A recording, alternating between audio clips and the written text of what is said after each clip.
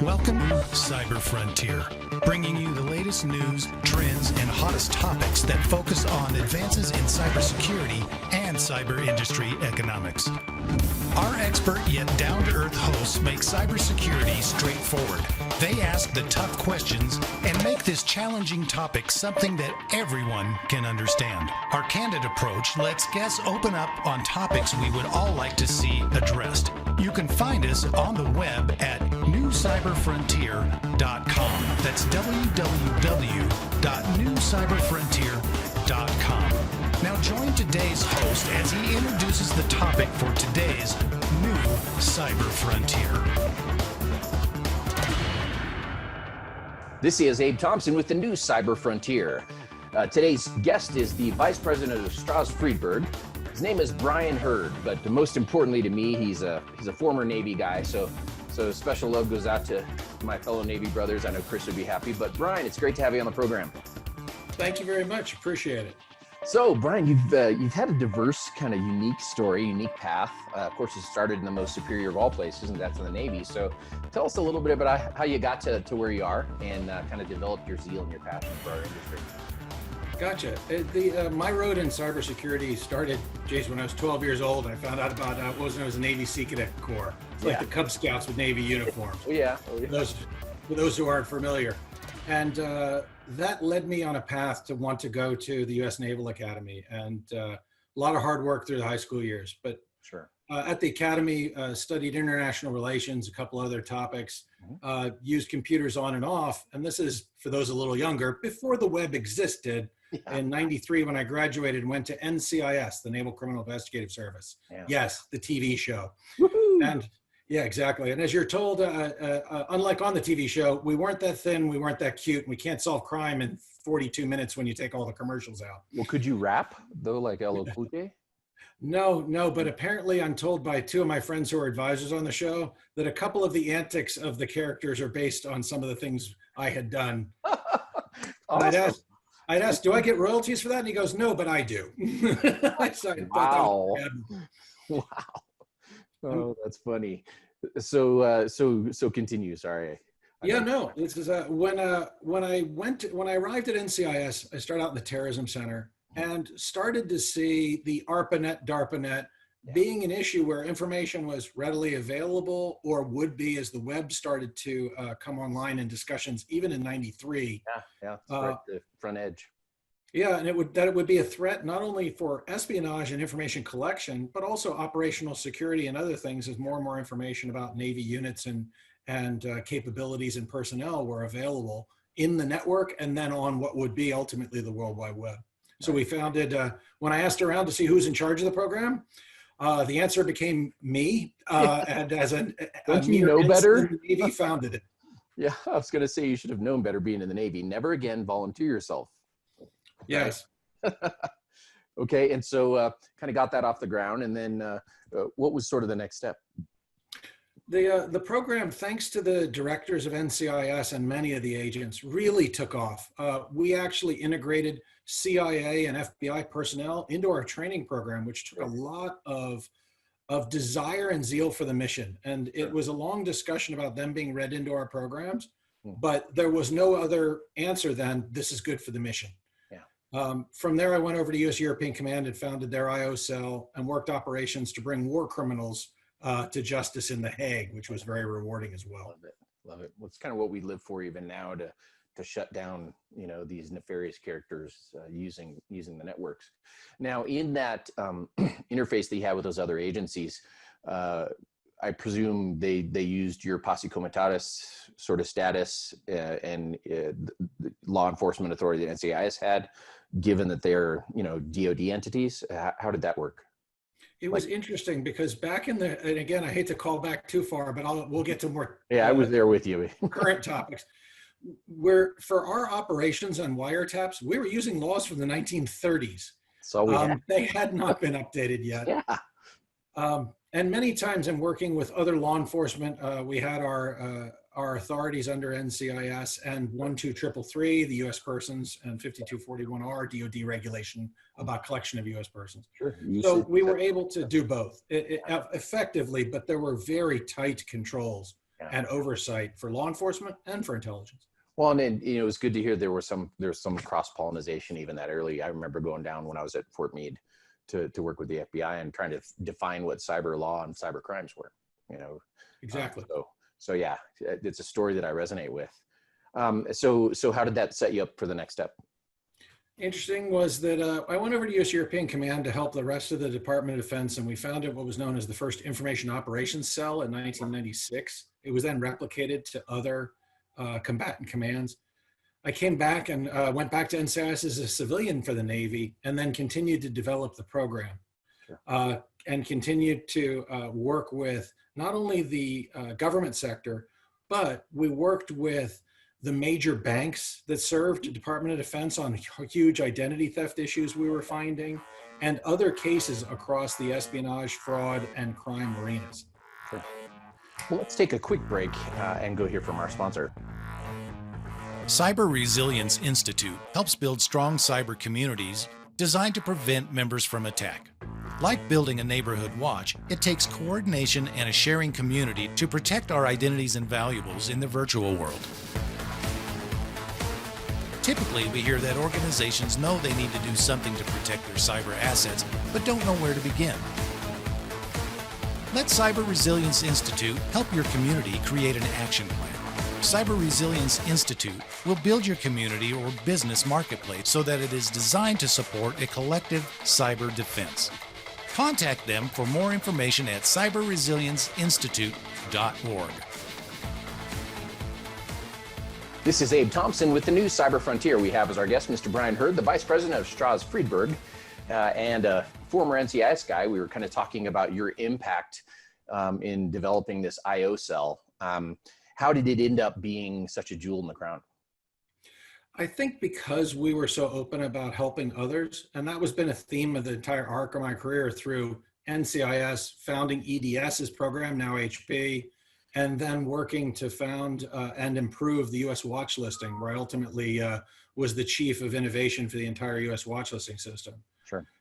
It was putting, as many of us do, and as many of you in the cybersecurity community do, that service above self.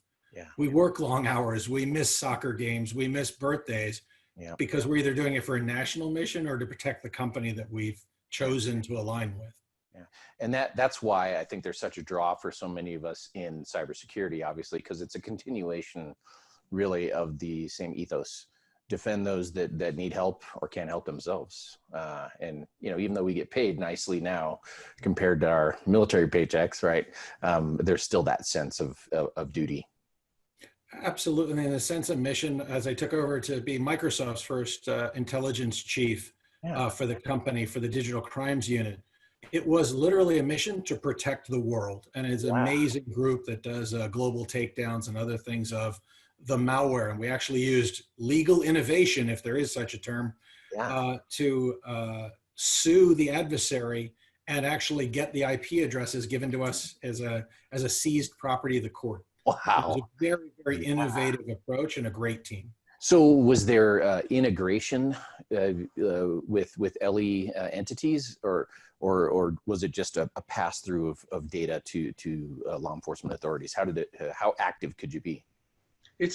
That's a very interesting dichotomy, and especially as those of you or those people who come into the community out of law enforcement and then into cyber, you can interact a lot with law enforcement, but especially as a major global corporation with 90+% of the world's operating systems, you have to be very cognizant of the privacy and freedoms in each and every country. So it changes the calculus from being Navy, Marine Corps, Air Force, Army, and protecting one country. Needing to be a global citizen as a company. Interesting. It's a lot more complex. I can only imagine. And so what a sort of innovative idea anyway to be a part of. I'm glad to hear that was going on. And so you ended up after that in the CISO world. Yes, I've done a lot of CISO work, board advisory, boards of advisors, boards of directors. And now I'm working, I did a startup with Mudge Zatko from way back in our early days as well. Peter Zatko, who was one of the first ever black hat hackers that went legit, and then ultimately ran DARPA's programs. And he's quite a hero of mine and a friend, along with Kevin Mandia and others that worked with us way back in the early days. Fantastic. What were you doing? I saw the Marshall Center too. That was really interesting to me. Is that Garmisch, right? Yes, twice a year, I fly over to Garmisch, Germany to be the cyber keynote to 80 different nations, Nice. 120 Global citizen representatives, Yeah. chiefs of police, heads of military, parliamentary members, to talk about how they build national cybercrime programs and fight international organized cybercrime. Excellent. I'm really jealous. I love Garmisch. Great place to be. And it's so one of my favorite places on the planet. I will miss it for the near term as we. Oh yeah, I know. I miss anywhere right now. So kind of fast forward to today. What is Strauss Friedberg's focus? What keeps you busy? So for those who are not familiar with Strauss Friedberg, it's one of the preeminent risk management and response companies on the planet. To a couple examples, and only because they were in the press and our clients put them there, can I even mention them? We are the firm that Facebook hired to investigate Cambridge Analytica. Oh, wow. We are the firm that Mark Zuckerberg used when his college roommate claimed to have a Word document claiming half of Facebook, and we diagnosed it a forgery forensically. Wow. And other cases that are front page news. We've been on every breach you probably read about. Sure. We've quietly been there.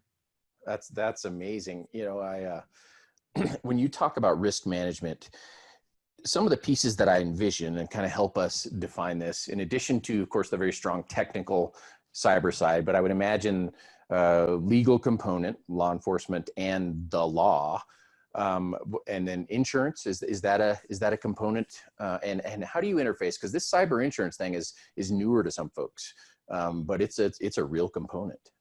So the Strauss Friedberg was purchased before I arrived there, and one of the reasons I took the job was for this reason. It was purchased by Aon, the international insurance brokerage company. There you go.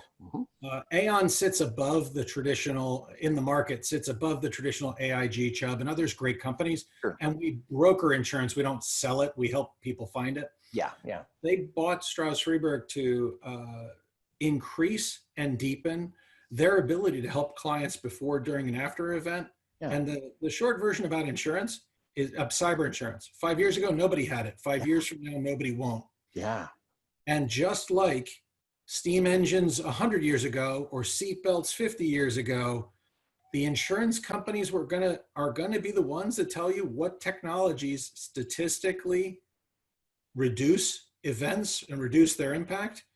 And they will be the ones that do drive a great deal of reference architecture in the next 5 to 10 years, where if you want cheaper insurance, you're gonna have to use products that have proven themselves with statistics, not with marketing. And explain to stakeholders why you weren't wearing your seatbelt. You know. Exactly, or why you picked to knit your own. Yeah, yeah, interesting. And as we get into the next generation for CISOs, the CISO is going to have to talk a lot more to the chief risk officer and the general counsel about what the insurance company's assessment said about their architecture proposal. Well, of course, and I have no problem with that, because that further pushes us to integrate rather than the stovepipe, you know, just behind that door where the guy always says no. We're part of every facet of the organization, whatever it is. Interesting. So, has the platform that Strauss Friedberg provided you something different in terms of experience than you've had before? A different type of access? Absolutely. And I've had a very fortunate career to work with some of the world's best teams. And on this one, I get to work with Ed Strauss and Eric Friedberg on a regular basis. And I probably, from my time in the Navy, I'm called upon for intractable or large problems. I personally ran 3 of the top 10 largest breaches our company handled last year, as well as I train others on how to manage projects of that scope and scale. Sure. Do you get a lot of opportunity to bring proteges in with you, and when you talk about training, or is it more of a organized training program? Both. For our core groups, DFI, our Digital Forensics Incident Response, our Gotham Digital Sciences, a bunch of pen testers who just are world class and fun to watch, Yeah. as well as our advisory and then our dark web intel. There are formal training programs.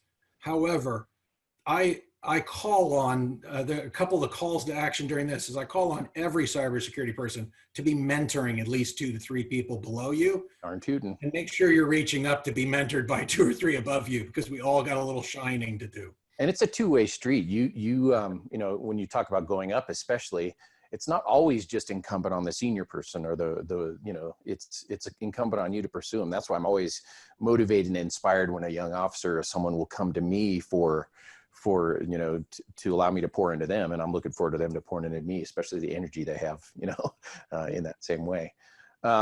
So let's take a quick sponsor break, and then I want to kind of ask you about who you're looking for out there to staff up some of these efforts. So let's go and hear from our sponsor.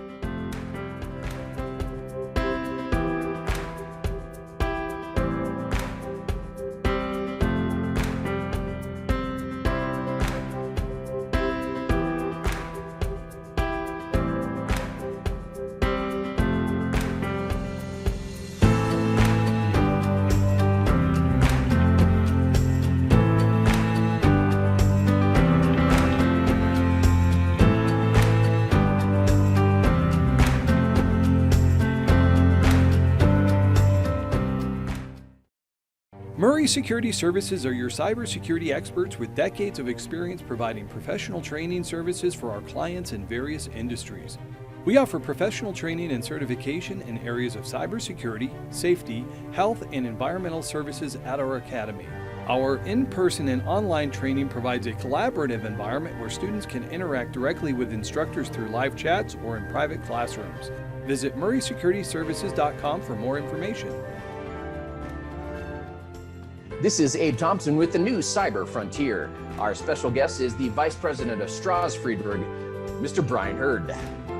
Bryan, this is exciting. So, you know, you're talking about some of the great work you're doing, and then even emphasizing something I strongly believe in. That's the bringing along proteges and training as you go and bringing folks into the mix. What types of folks are showing up, and who are you out there looking for to get some of this work done? Well, as an example, depending on the diversity of cases we work. So I've worked business email compromises and invoice scams from a couple $100,000 up to tens of millions of dollars. In one of the breaches I ran last year, we deployed a team of 30 people, including having war rooms simultaneously to handle the breach in California and Israel, going 12 on, 12 off across the globe in a follow the sun methodology. Sure. One of the things I'm looking for is diversity of thought, of experience, of background. People from different cultures, walks of life, genders, religions, because I'm looking for thought diversity. Yeah. Probably. And you just don't get it if everybody came out of the same, used to work at FBI, used to work in the military. Yeah. We have to seek out different ways, especially in investigations, especially in handling major complex operations that require hundreds of people across a globe to interoperate, different ways of thinking. Sure. Well, and cyber, as we say, is a human problem. So we darn well better look like, in some ways, the diversity of our adversaries. Yeah. In terms of being able to think, you know, one of the classes we teach when I was doing cybersecurity education was criminal psychology was one of the topics, you know, ideology and criminal psychology. How do they think? What is the process they go through? Because you need to walk through it backwards, you know, to do this forensically. So, and so, do you, especially at the VP level, do you still get in the mix and roll up your sleeves as you like? Yes, and I'll say that in a way is yes, unfortunately sometimes. For the breach team of leading the team of 30 plus around the world, I thought I was just going to go down there for a week, get some things in order. Ended up spending a month and a half or more, actually about 2 months, leading the team, working about 17-hour days. A client needed us. Right. I also find myself working more hours now than I did when I was in the junior ranks, although I've been in the executive ranks for far too long now. Sure, sure. But yes, I still find myself in a collaborative way, not micromanaging, but in a way to improve products or harden our analytics, tearing open the spreadsheets, doing my own cross checks once in a while. But the other thing I've learned over the years is to allow those experts coming up through the ranks, the people that have new ways of thinking, to have their ability to publish their reports. Sure. And to discuss with them in a collaborative way. But at the end of the day, if you're the person that's going to be on the stand testifying, it's your report, and you have to be the one that believes in the pie chart. Sure. So, you know, there's often a concern that the folks at the top, have this intransigence toward these things. They're not as involved. They may not even understand, or they're poo-poo some of these things. As you kind of sit at the senior ranks, how are we most effectively getting through to them on the seriousness of having a good cyber strategy? So this is my second call to action on our discussion today. Excellent. It comes down to 3 words: level it up. Yeah. It is not their job to come down the ladder and understand how a firewall works or what a C2 means. Bingo. It is our job to speak in terms of enterprise risk for the chief financial officer, for the general manager, for the CEO. Yeah. The CEO of Brinks probably doesn't fix the engines nor care which version of the engine is in the trucks. Right. They shouldn't also be forced to learn what firewalls are in place, because I don't think I've ever been, and I've been in way too many board meetings, I've ever asked a CFO what database the financial report came out of. And yet, for some reason, the members of our community, and we must take this upon ourselves, we feel desire to teach people things they really don't have to know, not because they're ignorant or not because they're reticent. Puff ourselves up. What the enterprise needs the general to be thinking about. They don't need to think about trucks and foxholes. They need to be thinking about the war, the business. Strategy. Yeah. And we better be able to articulate the principles that are relevant to our discipline and to the work that we've done in terms that, talk about bottom line and return on investment and and so forth. If we can't articulate either the investments we want in terms of their reduction, the reasonable reduction of risk, there is no zero. Sure. Or the investments in the terms of enabling the business at the same time as hardening it, not just securing it, enabling and hardening. Right. Those are the things, and also during an event, what's important and what's not. What needs to be fixed first, what needs to be recovered first. Yeah. If we can't speak those terms in crisis at the board level, then for those who are listening to this who aren't cyber executives, I'll use that phrase in advance. Next time somebody in the boardroom is doing that, you turn to them and say, I'm sorry, if you can't level this discussion up to the enterprise business level, we'll need to find somebody who can. Yeah, yeah. I just had an interesting discussion with someone who'd actually worked as the cyber chief during the Obama administration. One of the positions that's absent really at that table is the IT guru. Or the cyber guru, I guess in this case. And so it's interesting because you'd get turned around if you couldn't bring it to the level of that person at the head of the table. You're going to get turned around. I've seen that happen a million times when people are in the weeds. Admirals and generals, they don't have time for that. I don't know that the civilian world has duplicated that aggressive need yet, but maybe they should, right? One of the best compliments I've ever gotten in my life was from a director of NCIS, one that was far after my time, but had risen up and then said that after seeing me brief a Secretary of the Navy in the early 90s, he had taken his cyber team over during major events in the Navy during his tenure as director, and to brief the Secretary of the Navy. He thought it would go just as easy as the way he saw me do it. He called me. He was calling me and told me this story, and he goes, they were horrible. Our guys kept trying to talk the wrong things. The second half go, where's the guy from 10 years ago? And I have a whole new appreciation for your ability to speak English to English and translate these things for executives and global leaders. Thanks And for ruining it for everybody else. exactly. There are many people who are developing that skill, but there are people who are talking about it that haven't truly developed it yet. And I think that's one of the areas as an overall community that I find myself doing a great deal of advisory at the national level and international level and to Fortune 100 corporations about how to structure that discussion. So it's a mission discussion, not a technology one. And I think that's one of the skills that we continue to need to develop.